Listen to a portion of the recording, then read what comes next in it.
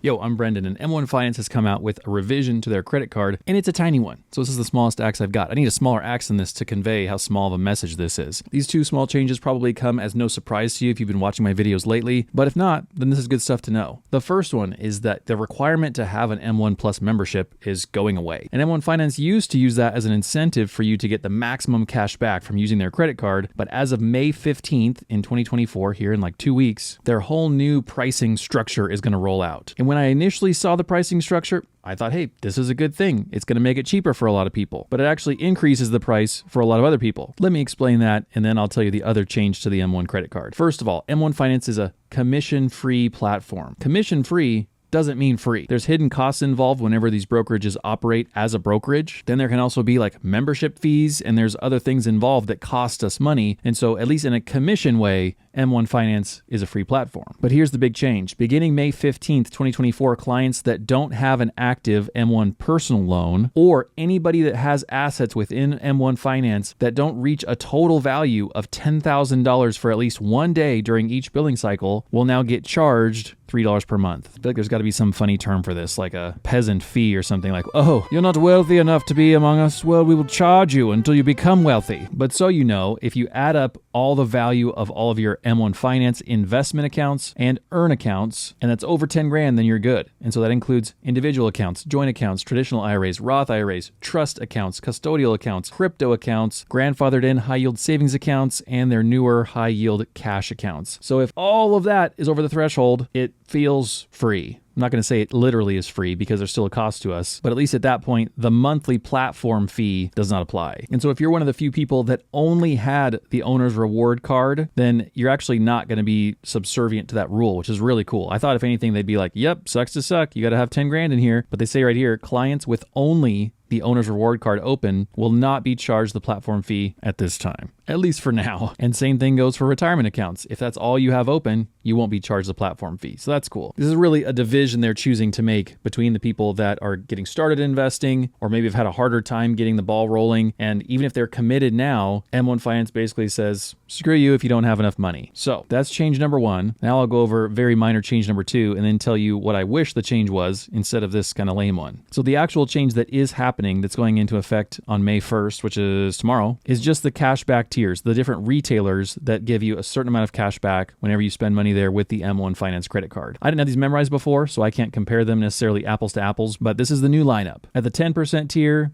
you only really have a few options here. 3 out of 4 would be a monthly subscription potentially if you use those services. 5% cash back seems to be mostly unhealthy fast food places. 2.5% cash back could be more home improvement, gas, day-to-day kind of things if you get food delivered or need to get some prescriptions or something at Walgreens. And then 1.5% cash back on all other purchases. I feel like my reaction to this is underwhelm in general because they could have done much bigger and better things. For one thing, they could have competed with the Robinhood credit card, which is coming out with a 3% cash back across the board. We don't have to shop at particular retailers, these name brand places that, let's be honest, these are all pretty premium places. They're all fairly expensive to shop here. So if you have the self-control to limit yourself to this and you say, well, I'm already paying for Netflix and Spotify, so I may as well get 10% cash back on those couple of things. I mean, that's cool. It's just not going to amount to a whole lot because what is that, like 35, 40 bucks a month? So you're getting $4 a month in cash back. It's a nice 10% discount potentially on places that you're already subscribed to, or maybe if you go to Chipotle all the time anyway, you may as well get a 5% discount essentially. But personally, I just hate being funneled into cashback categories, let alone retailers. Retailers are even worse than categories in my book. If I was M1 Finance and I wanted to have people increase their balances across my services, then I would create some kind of other incentive to do that. And I would say, look, I want somebody to come here